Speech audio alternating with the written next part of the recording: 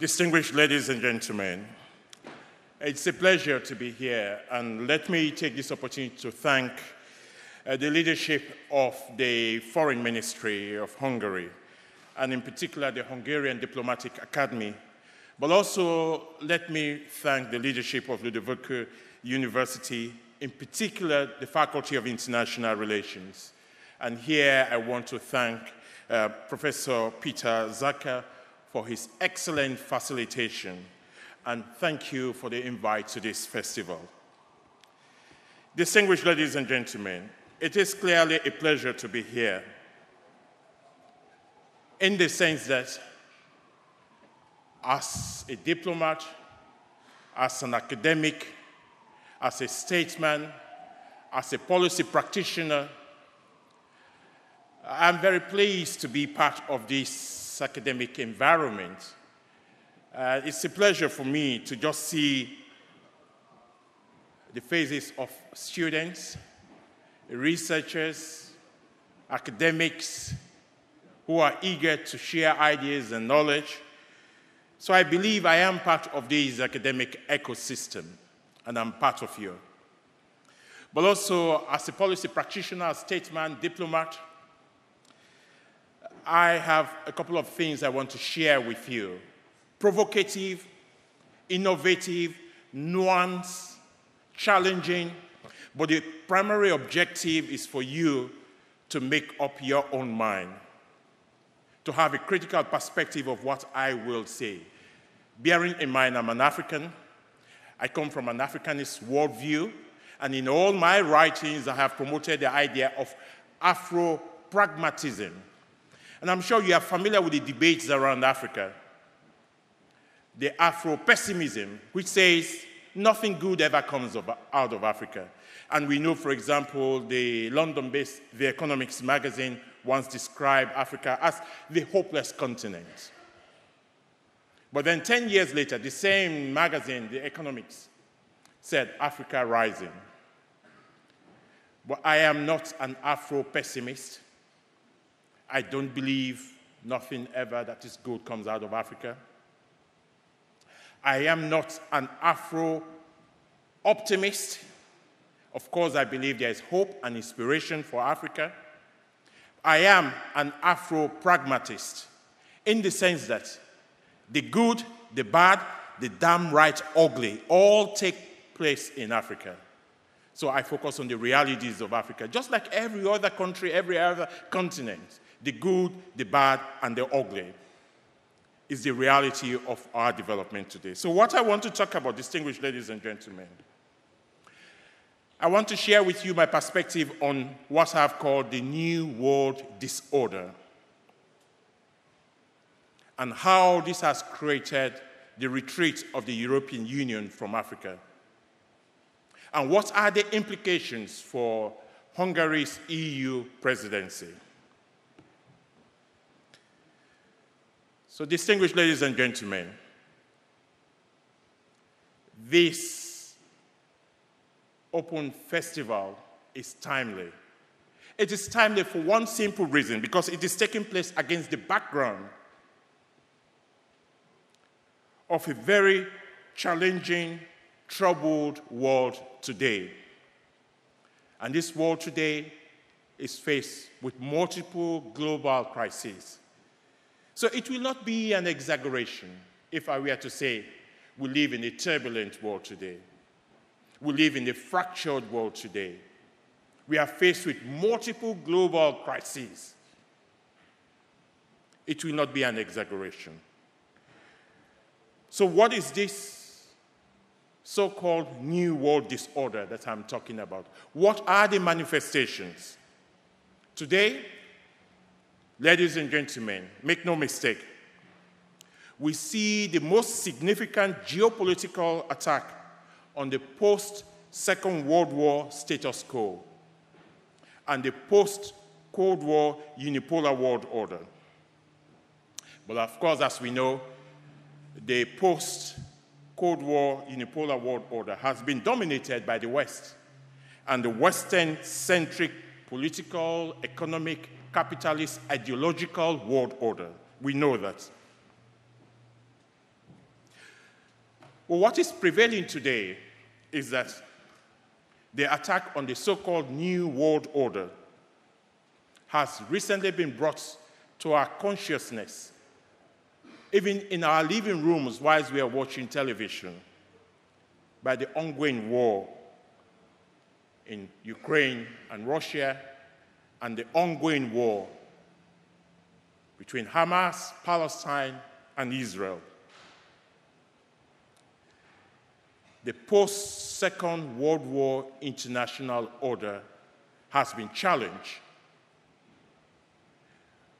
The rule-based international system is under attack as we go back to the period of the First World War and the Second World War, whereby might is right. You can attack your neighbor if you have preponderant military force.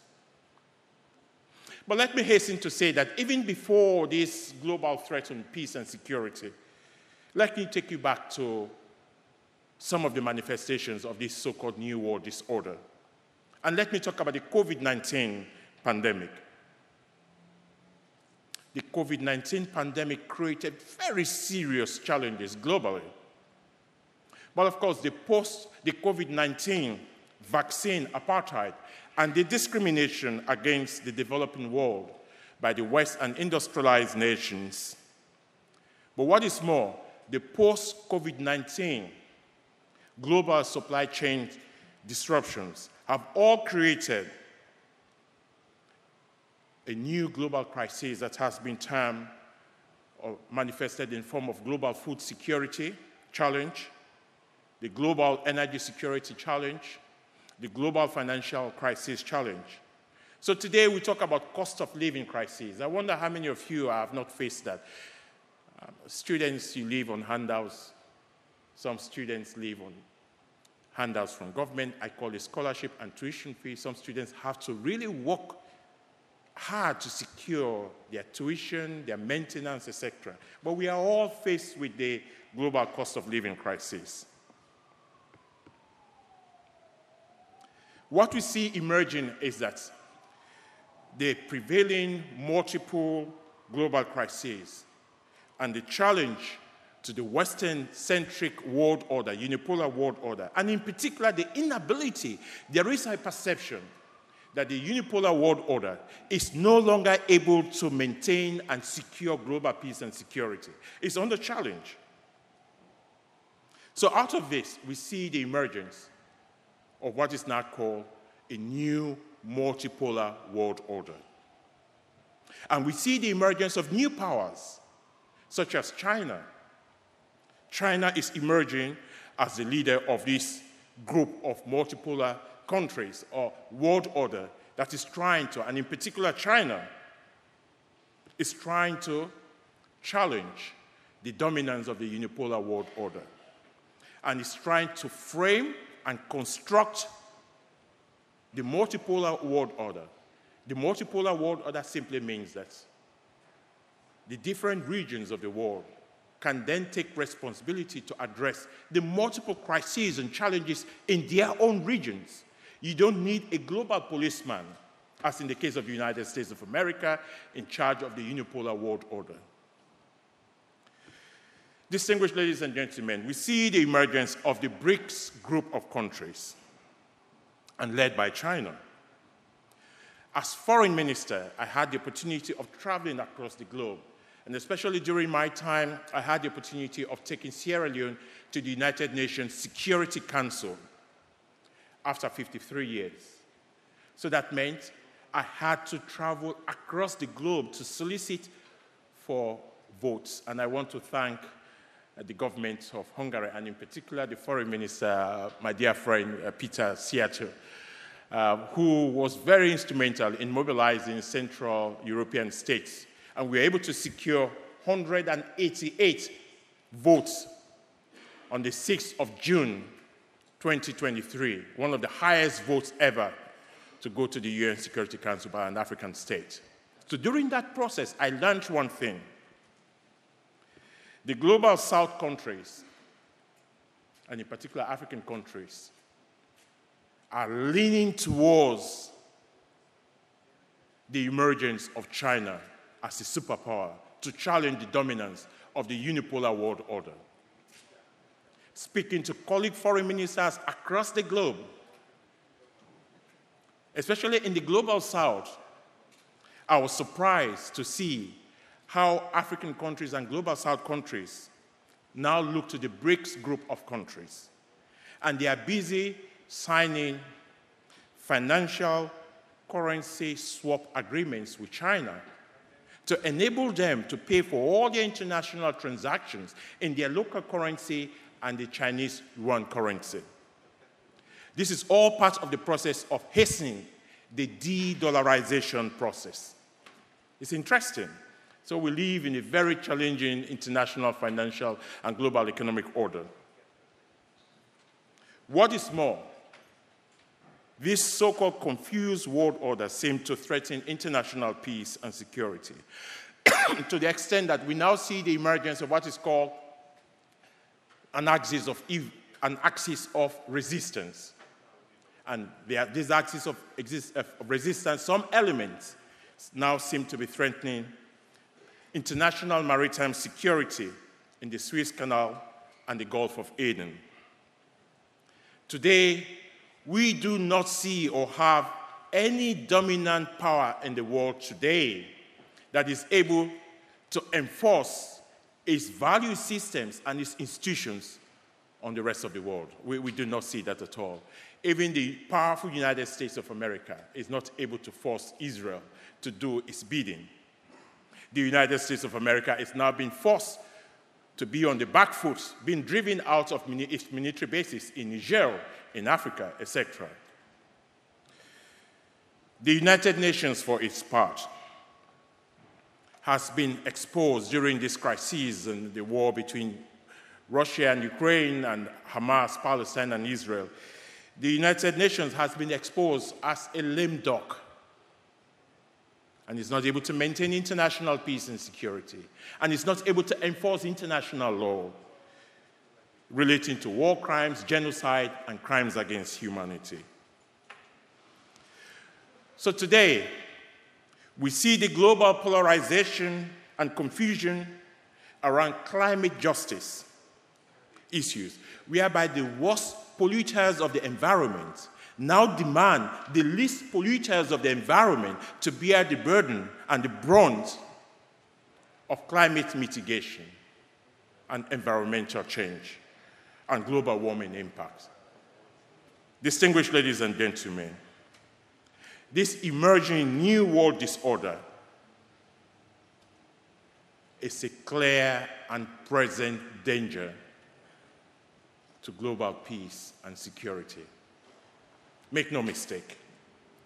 So with this background, let me now briefly focus on the EU-Africa partnership and how the European Union is retreating from Africa. Well, of course, as we know, Europe had a long history of interaction with Africa, which predates that of the founding of the European Economic Community and now the European Union, largely as a result of the Atlantic slave trade, the centuries and decades of colonialism, the decades of trade and commercial interactions, the decades of security and defense engagements, and the role of multinational corporations operating in Africa, European multinational corporations operating in Africa, especially in the mining, oil, and gas sectors. So this is huge.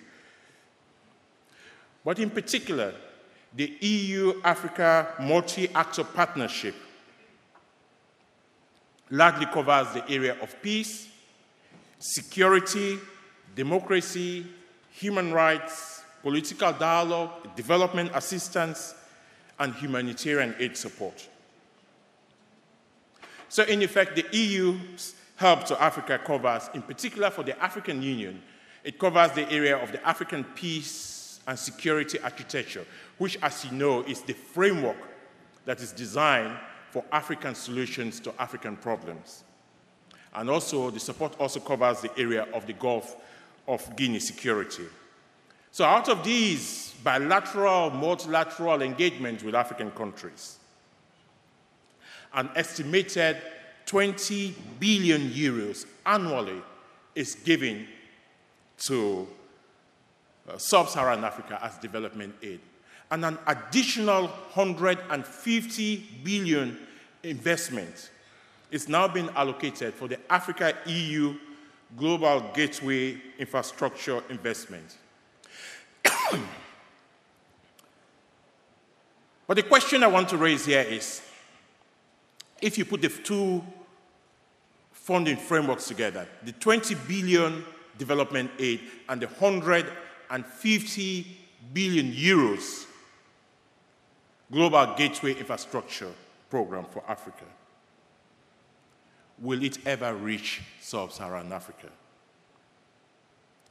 In fact, the question one has to ask is this new EU 170 billion, is it new money? Or is it just old funds already allocated and repackaged and presented as investment grants to Africa? But the question I want to ask, again, drawing from my experience, I was part of the foreign ministers meeting with the European Union in Rwanda in 2022, when the EU announced its global gateway investment in Rwanda, Kigali. When it was announced that it was 150 billion, in the evening, the African foreign ministers assembled together for dinner. And I like being provocative. And I asked the question in my statement. I said, colleague foreign ministers from Africa, please, can you indicate by show of your hand whether you are going to apply for the EU Global Gateway Investment Fund?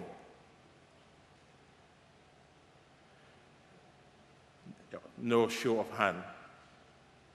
And one of my colleagues from Ethiopia, the Deputy Prime Minister, just said, it's a waste of our time.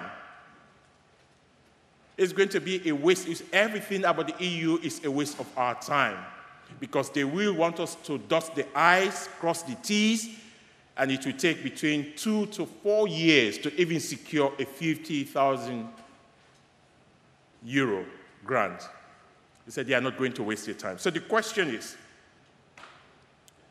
why will Africa ever, the African countries, why will they bother with the Global Gateway Investment Fund when these African countries can simply go to the China Belt and Roads Initiative infrastructural investment, which is 100 billion. And I know from experience, doing business with China is instantaneous. China is not concerned about your domestic priorities and global principles of human rights, democracy, and good governance. They want to do business. They are not different from the predatory capitalist colonial systems that have been existing. With China, you can reach an agreement of between 3 to 8 months. The agreement is done, and the mobilization to construct a bridge, an airport, to start in less than a year. Try that with the European Union. It will take 4 years, if you are lucky. I am not trying to be sarcastic. I'm just giving the realities of governance delivery, what I have seen in my engagements. So by all indications, therefore, the EU is struggling for influence in Africa today. But what I see that is also very sad is the emergence of an anti-EU sentiment, and by implication, an anti-Western sentiment that is emerging out of Africa. And President Macron, recently, in April, speaking on behalf of the EU, raised concerns that Europe is in decline, and I quote, that Europe could be dead. I repeat, Europe could be dead. That is the statement of President Macron. Why did he say that? Simply, as far as President Macron is concerned, 3 things. Firstly, the war in Ukraine poses a serious threat to the security of Europe. Secondly, as far as President Macron is concerned, the EU is struggling to create strategic relevance in global affairs today. When things happen in the world today, nobody bothers to turn to EU. Yes, they are their collection of states. Nobody bothers. They do not have that strategic relevance as they had before. And thirdly, according to President Macron, the EU is over-dependent, and Europe is over-dependent on others for its own security when it comes to fertilizer, when it comes to defense and security, etc., etc. So to make matters worse, what we see emerging is that the so-called revolutionary military juntas in Burkina Faso, in Mali, and in Niger, they have all kicked out the French from their territory, saying, we don't want you here anymore. The EU has just closed its military training in Mali. But it's not only limited to the French. The Americans have been forced to close their multi-million military bases in Chad and in Niger. But this new anti-EU sentiment by the so-called revolutionary, I call them so-called because we have not seen the outcome yet, so-called revolutionary military junta, they are supported by the emergence of a new breed of post-colonial and post-Cold War African elites who critically understands the international politics of the EU and are very skeptical of the double standards of the EU and in particular of the West when it comes to so-called universal values such as human rights, democracy, and the rule of law. They're very skeptical. But what is more, we see the generation of young, unemployed, and dispossessed Francophone Africans can no longer put up with the damaging impacts of the French colonial pact with African countries signed between 1958 and 1961. And here I want to challenge you. How many of you have heard or know about the content of the French colonial pact? Thank you. I thought I saw somebody's hand up. So out of an audience of more than 300, only one person has heard about the French colonial pact. That is good. Thank you. Thank you. But simply, the French colonial pact signed with African countries as a condition for granting independence between 1958 and 1961. France forced the 14 Francophone countries, excluding Guinea and Mali. They refused to sign. France forced these 14 Francophone African countries to deposit 85% of their national reserve with the French Central Bank under the control of the French finance minister. Can you imagine that? And France was required to use the African reserve deposited to invest in the stock exchange in the name of France. So since 1958, France has been collecting billions of dollars from Africa, the same Africa France routinely described as poor Africa. In fact, the colonial pact stipulated France was given the monopoly to print the national currency, the special currency for the Francophone countries called CFA. What is more, France, according to the colonial pact, and French companies were given the first right of refusal for all mineral, all utilities, all security, all defense contracts. So imagine, for Hungary, in 1989, at the end of the Soviet period and the transition, the Russian Federation forced Hungary to sign a post-Soviet pact with Hungary and requiring Hungary to deposit 85% of its national reserve into Russian Federation. Can you imagine that? That's what was given.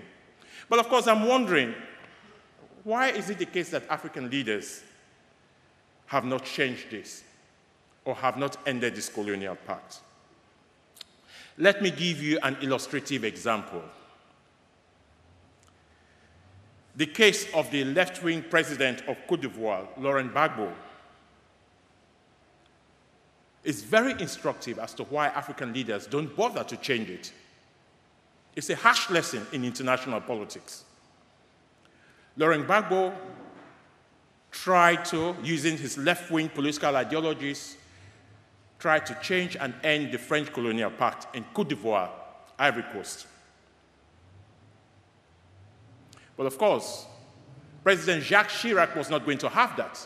So orchestrated civil war in his country and used the pretext that Gbagbo himself made a mistake.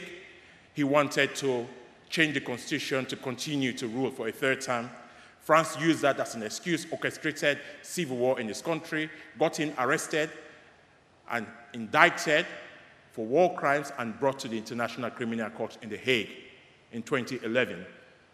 He was only released in 2022. So you would think that France is really interested in democratic governance, doesn't want any African country to change the constitution. But in Togo, in Cameroon, and in other African countries, the African presidents in these Francophone colonies or countries have changed the constitution, have changed the constitution to perpetuate themselves in power for a third term and beyond. And France is not bothered about accusing them at all. So this was a very powerful example by President Chirac to show African leaders, if you mess around with trying to change the constitution, the colonial pact, this is what is going to happen to you. So across Africa then, there is growing resentment against France because of the colonial pact. And this French resentment has now been extended to increasing resentment in terms of anti-EU resentment. Another key aspect that Africans are challenged with is the EU election observer missions deployed across Africa. These have also been a source of anger and resentment against the EU. African countries are constantly criticizing the EU double standards when it comes to so-called universal values, such as human rights, democracy, and the rule of law.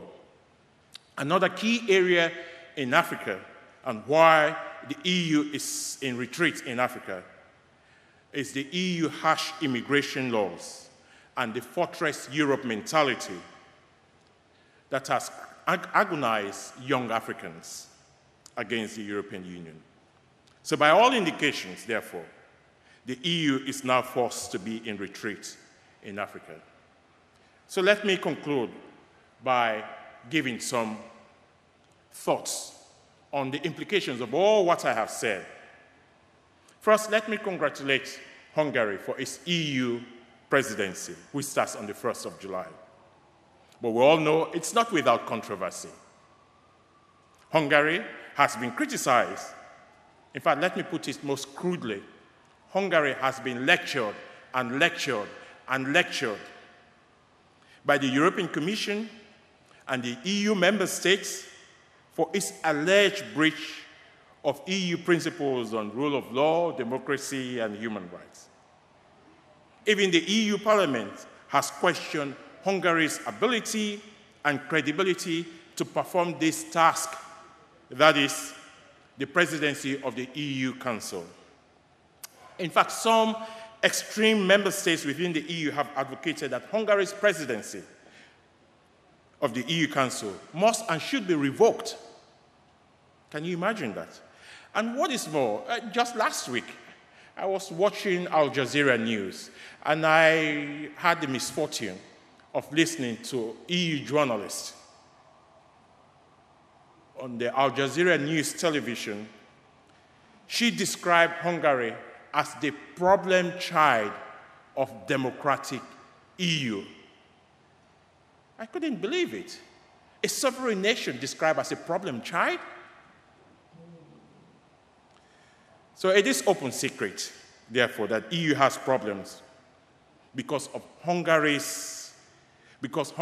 has simply taken a national self-interest and independent approach to these so-called universal values around human rights, democracy, and the rule of law, based on its own national cultures, national civilization, national identity. And of course, we know this has led to the freezing of an estimated 30 billion euro EU funds meant for Hungary. If I can give any word of consolation as an African, we share your pain. We share your pain because we know as Africans and African government, we have seen the disrespect, the national humiliation EU consistently creates in terms of conditionalities and sanctions given. And let me give you a very interesting example. As Chief Minister, I was part of the President's delegation to meet with the European Council during Jean-Claude Juncker's tenure. We met with him in 2018, and during that time, the only message that the European Commission could tell the government of Sierra Leone leadership there was that the condition for the release of the 240 million European Union development aid to Sierra Leone were, one, immediately implement the EU election observer mission recommendations. Two, lift the ban and accept pregnant girls back in school. Three, end the cultural practice of female genital mutilation. These are national issues for us. So, with these conditionalities, it was only when the government responded to all these EU conditions imposed that the 240 million euro development grant was released. Only in 2022, 4 years after that meeting. So can you imagine that? But in fact, we found out that the 240 million euro development grant was not new money at all. It was already monies allocated before, and they were repackaged and presented as new development 240 million grants. So notwithstanding, how could Hungary use the EU presidency to build and develop long-term, mutually beneficial and trusted relations with Africa? And let me conclude, finally, with 3 propositions. 1, I propose that Hungary uses its EU presidency to expand its investments in Africa, focusing especially in the mining and the hydro energy sectors, to focus on in-country value addition investment strategies that create jobs and skills training. The primary objective of this is to combat illegal migration, especially the illegal migration routes between West Africa, North Africa, and Europe. But of course, we know this will support Hungary's EU presidency key primary objectives they have outlined. As we already know, Hungary has existing bilateral cooperation with Chad to combat illegal migration from the Sahel region. Second proposal, that Hungary be bold enough, audacious enough, since it's already been described as the problem child of the EU, to be bold and audacious enough to advocate for the end of the EU election observer missions in Africa. Distinguished ladies and gentlemen, this is a waste of EU taxpayers' money.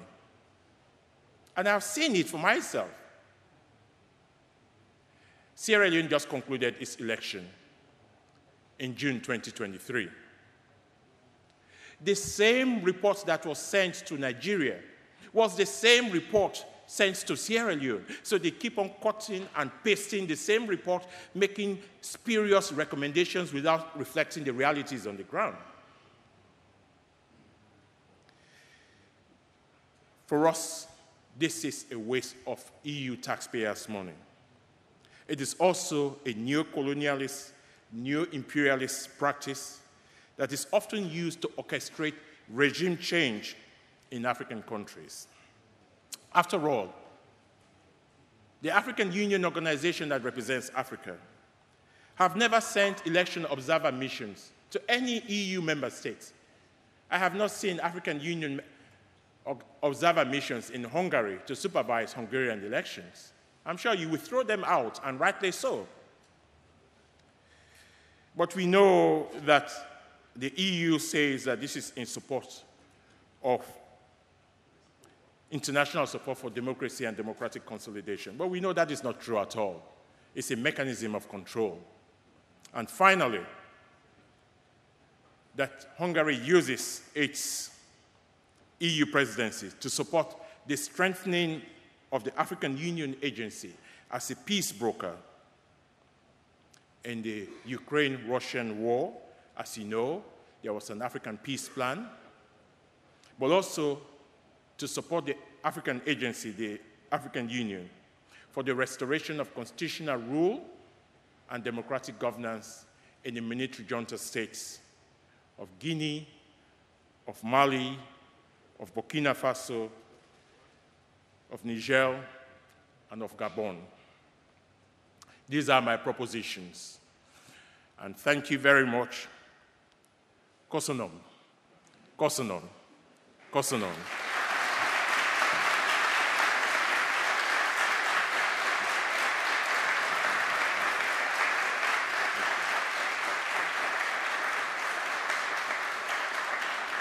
I understand there are question and answer, so I'll be happy to take some questions. Thanks a lot.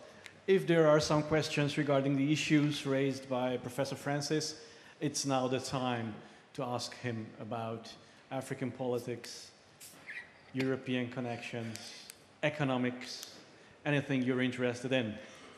You have 2-3 minutes. Yes, please.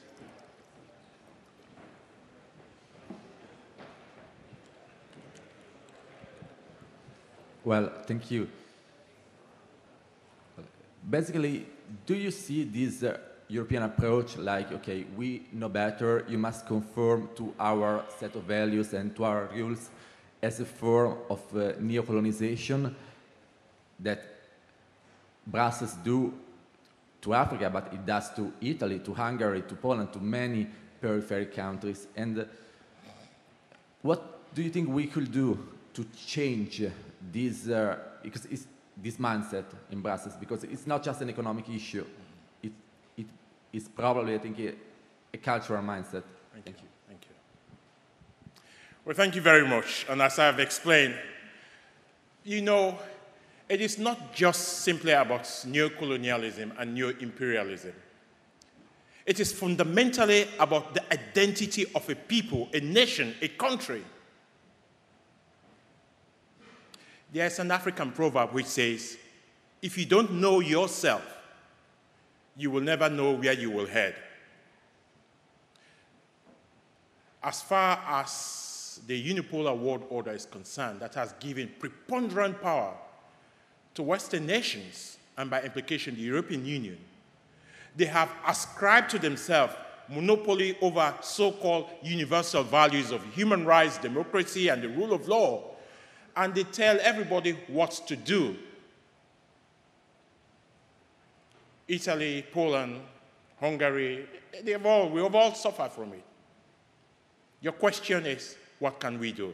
The responsibility is us. And that's why I see, as an African, as foreign minister, I had always very bruising battles with my colleagues from the West. And I always tell them, you don't tell me what to do. I have lived in Europe. I was a senior professor with a professorial chair, managing at the highest level of the university. So I know your politics, I know your game. So don't talk to me as if I don't know. Stop your inferiority complex. Not superiority complex, inferiority complex. People who always tell people what to do are inferior. That's my fundamental belief. Because if you're superior, you don't tell people what to do.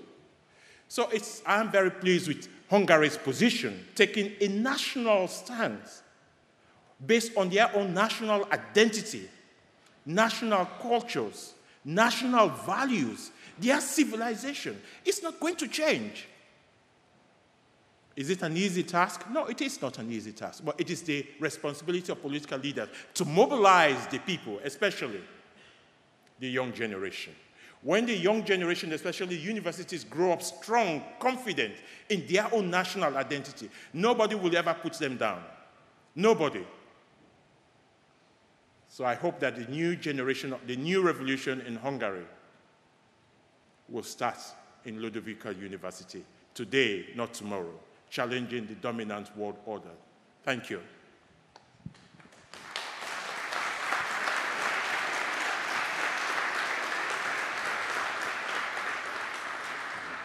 Thank you, Professor, for your lecture.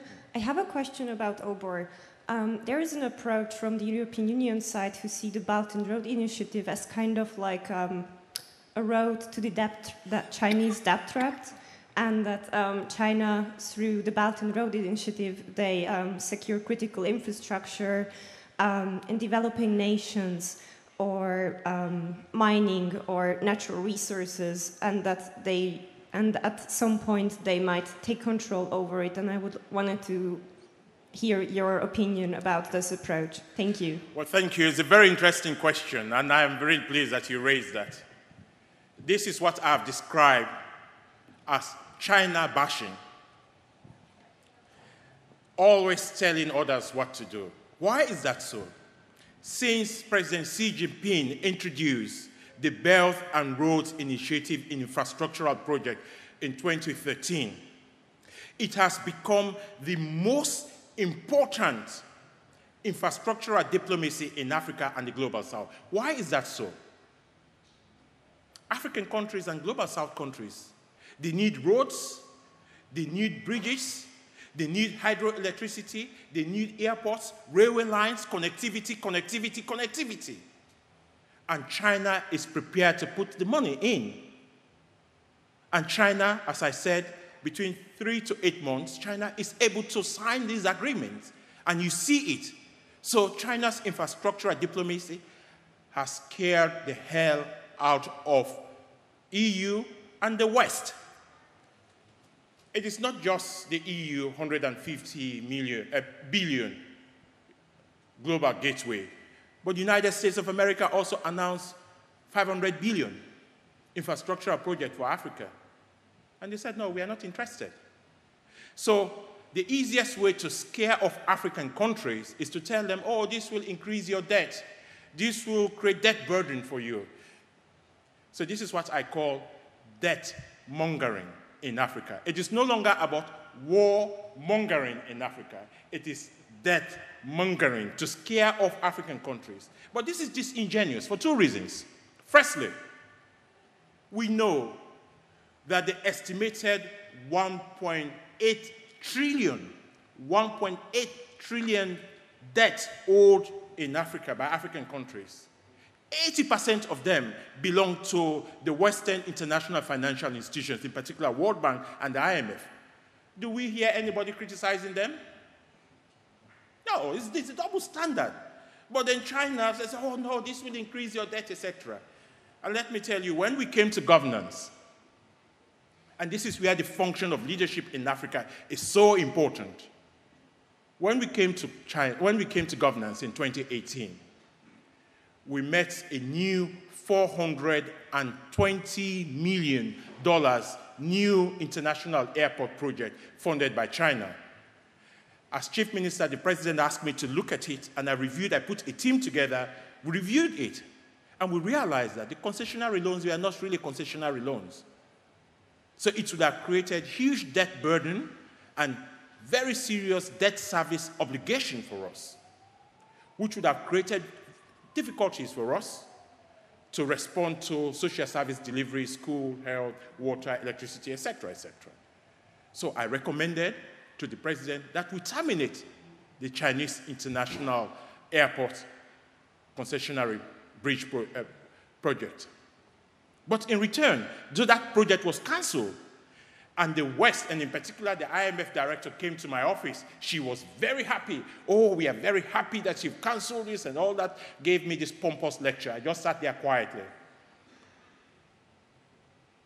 And then I said, we made our own national decision. It is not because of IMF and World Bank. We know what we are doing. So in return, what did we do? We needed a new international airport. We went to Turkey and secured a new 240 million international airport project with no debt burden. It was based on the funding framework of build, operate, manage, and transfer for a 25-year concession. The new airport was commissioned on the 3rd of January last year. So you are all invited to come to Sierra Leone, the most beautiful country in the world, with a brand new airport. The point I am making here is that it's not about debt mongering, it's the politics. It's politics. Anytime they criticize a country, especially the Western dominant West, be rest assured that country is doing something good. Always bear that in mind when they criticize that country.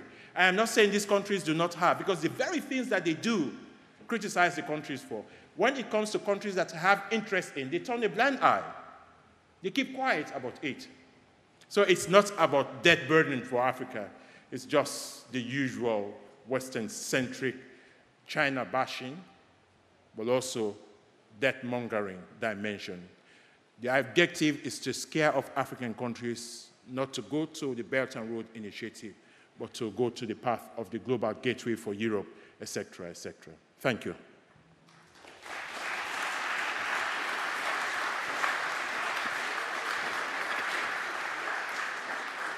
Thank you, Professor Francis, for being so outspoken. Thank you all for coming. I think it was a very great lecture, very great ideas. Thank you all once again. Thank you, Professor, for being here with us. Have a great day. Awesome. Thank you.